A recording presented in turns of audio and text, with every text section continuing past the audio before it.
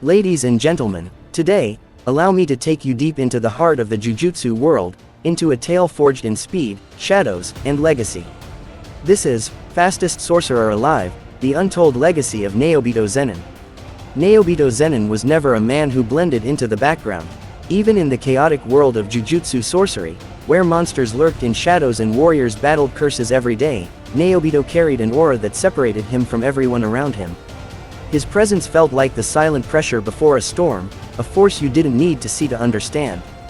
The very moment you stepped into the Zenin clan compound, you could sense his influence in the atmosphere, strict, disciplined, and heavy with unspoken expectations. To understand Naobito is to understand the essence of old Japan's sorcerer society. He wasn't simply born into the Zenin clan, he embodied what the clan stood for. For generations, the Zenins were known for their raw talent, merciless discipline, and obsession with strength. They were warriors, strategists, and guardians of tradition. And Naobito, being one of the strongest sorcerers of his time, represented that heritage in its purest and most unfiltered form. But Naobito was not a kind leader. Nor was he the warm, fatherly figure that shonen audiences might expect from the head of a powerful clan. Instead, he was like steel, cold, sharp, and forged through pressure.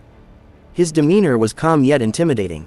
His eyes carried the weight of every life he had taken and every decision he had made.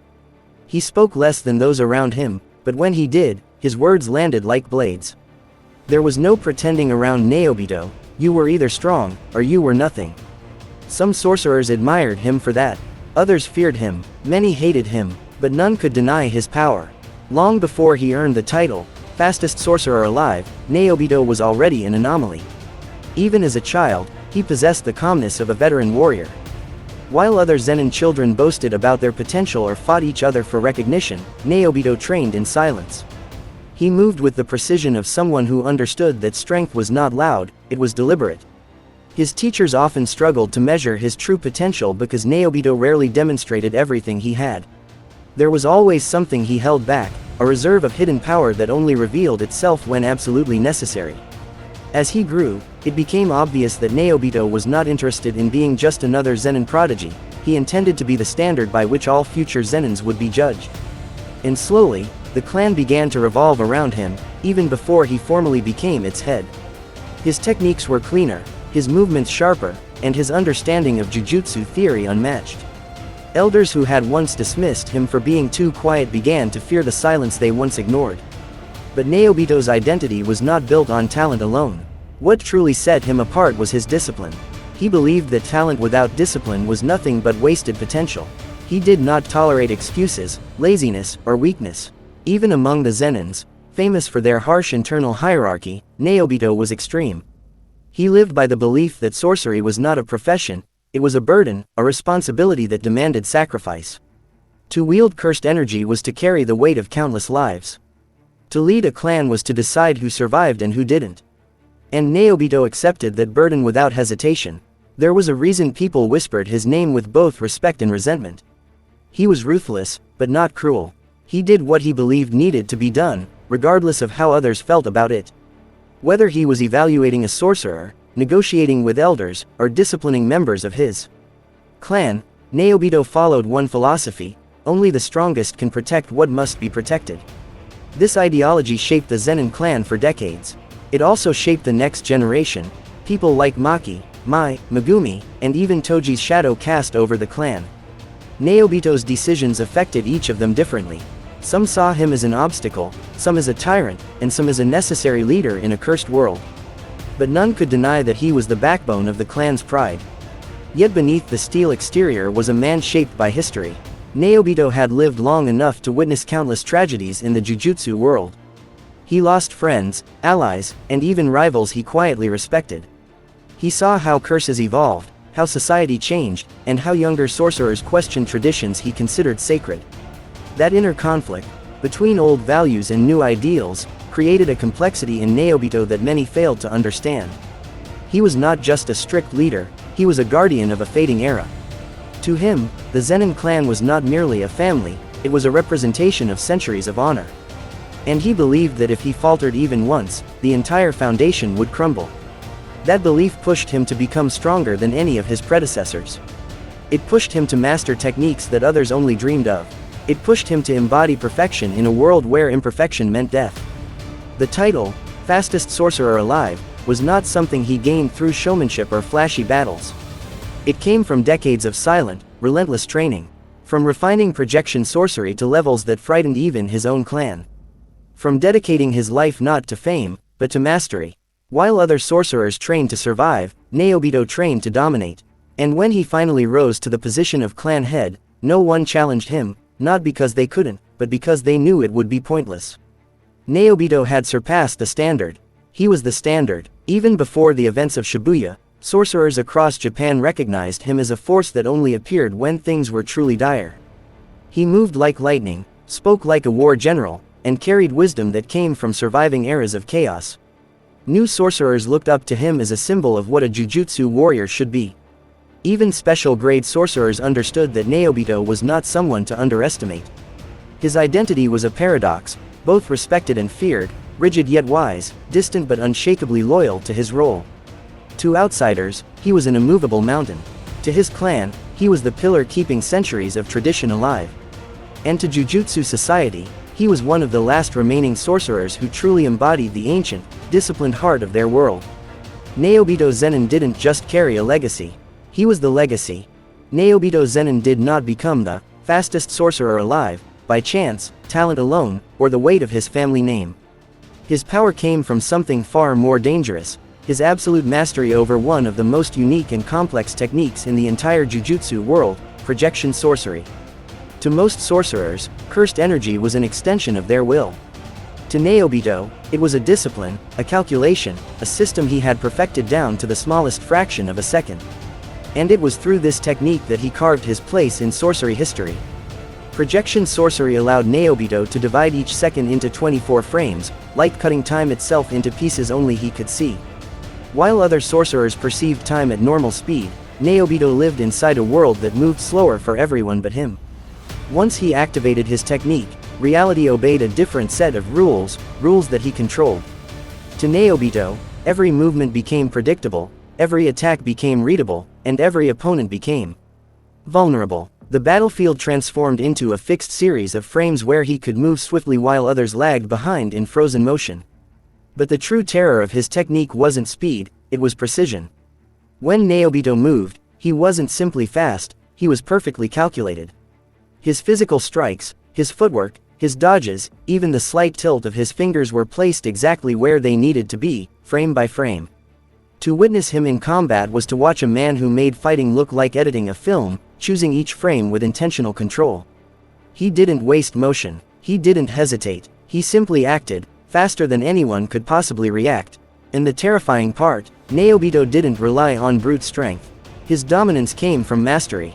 Projection sorcery punished anything that didn't follow his rules. If someone moved unpredictably within his radius, if their motion didn't align perfectly with one frame per 1/24th of a second, they would freeze, locked in place like a glitch in a video. He turned their bodies into victims of their own natural movements.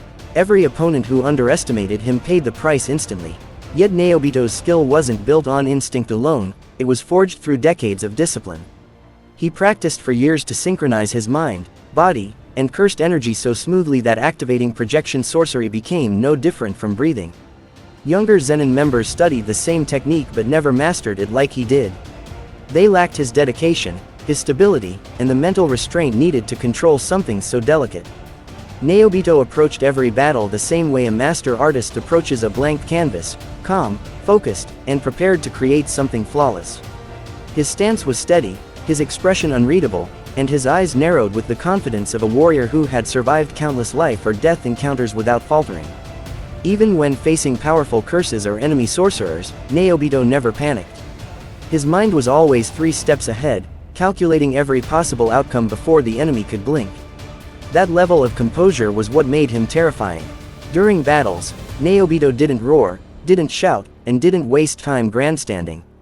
His footsteps were the only sound opponents heard before feeling the force of his attacks. Even experienced sorcerers struggled to register his movement, seeing only afterimages as he dashed through the battlefield. To witnesses, he appeared like a streak of light, here one moment, gone the next, striking with overwhelming authority. Projection Sorcery also worked beautifully with Naobito's physical strength. Though he wasn't the strongest sorcerer in raw power, the combination of speed, timing, and technique made him nearly untouchable. He turned even basic strikes into lethal weapons. A simple palm strike could feel like a sledgehammer. A flick of his wrist could dismantle cursed spirits. A single kick thrown at 24-frame precision could snap bones before opponents even processed the attack. What made Naobito even more legendary was that he rarely used his full speed. He didn't need to. Most battles ended before he reached even half of his true potential. His reputation grew not because he bragged about his power, but because every sorcerer who witnessed his speed walked away unable to forget the experience. His technique became a benchmark, something only he elevated to its highest form. In the world of Jujutsu, sorcerers often achieved greatness through overwhelming cursed energy or monstrous physical abilities.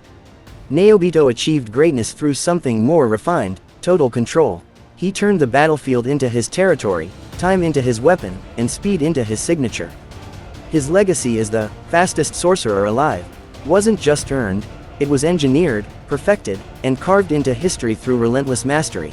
Naobito Zen'in's battles were more than clashes of cursed energy, they were spectacles of speed, strategy, and elite sorcery handed down through generations of Zenin warriors.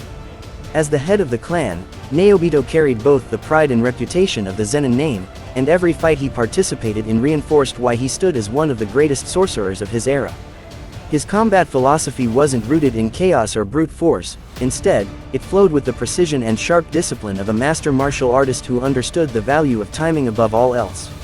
When Naobito stepped into battle, he entered with the calmness of a veteran who had witnessed decades of danger. He didn't rush in blindly. He studied his opponent, not just their technique, but their breathing, their posture, their hesitation, and even the smallest twitch in their fingers. To him, every opponent had a rhythm, and once he identified it, the match was already decided. His unmatched battle intelligence made him deadly long before he even activated Projection Sorcery. But once that technique was unleashed, the battlefield shifted into a new dimension. Naobito's movements became invisible blurs, flickers of motion that only the most skilled sorcerers could detect. Every dash, strike, and reposition he performed happened within a fraction of a frame, so fast that even cursed spirits found themselves reacting too late. He didn't dominate the battlefield with loud, overwhelming attacks. Instead, he overwhelmed his enemies by denying them the ability to move freely. One mistake, even the slightest misstep, meant they were frozen instantaneously by the rules of his 24-frame world. His combat style mixed traditional Zenin martial arts with his incredible speed. He moved like a disciplined swordsman even without a blade, his arms cutting through the air with graceful fluidity, his legs shifting with perfect balance, his torso twisting just enough to avoid deadly blows without wasting energy.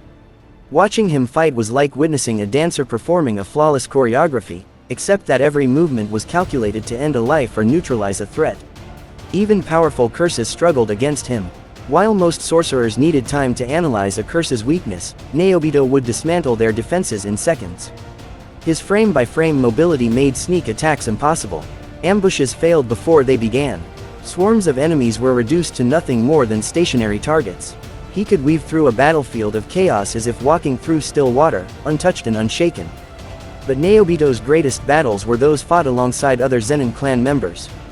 As clan head, he wasn't only a warrior, he was a strategist. He understood each member's strength and weakness and guided them effortlessly in combat. Even though the Zenin clan had internal conflicts, Naobito never allowed those tensions to affect missions. When danger called, he stood at the front, proving through action why he deserved their respect. His synergy with sorcerers like Naoya was also remarkable. Despite Naoya being arrogant and sharp-tongued, he admired Naobito because he saw firsthand how effortlessly Naobito could dominate a battlefield. When they fought together, their projection sorcery created a synchronized attack pattern, two blurs of speed working in perfect, deadly harmony. Their combination could overwhelm curses before the creatures even realized they had been surrounded. In major confrontations, Naobito showed that strength wasn't always measured by raw power. His battles emphasized timing, reaction, intelligence, and mastery. Unlike sorcerers who relied on destructive techniques, Naobito dominated with elegance. He didn't use flashy domain expansions or massive cursed attacks. He won by controlling the battlefield so flawlessly that opponents lost before they understood how. His injuries during the Shibuya Incident were a reminder of the risks he constantly faced. Yet even in those final moments of combat, Naobito displayed the same unshakable resolve that defined his legacy. He fought with the pride of a Zenin, the skill of a master, and the heart of a true sorcerer who believed in protecting others, even if his clan often walked a questionable path. Every battle Naobito fought echoed the legacy of an elite warrior whose speed reshaped the way sorcerers viewed combat. His presence alone turned chaos into order, fear into precision, and uncertainty into inevitability. His battles were not just fights, they were demonstrations of what true mastery looked like. Naobito Zen'in's legacy is not just the story of a fast sorcerer, it is the story of a man who spent his entire life holding together a clan that was powerful yet fractured, proud yet deeply flawed. As the head of the Zenin family, Naobito carried the tremendous responsibility of upholding their traditions, guiding their next generation, and protecting their influence within the world of Jujutsu sorcery. His leadership was shaped by discipline, years of combat experience, and the weight of expectations placed upon every Zenin born into the clan.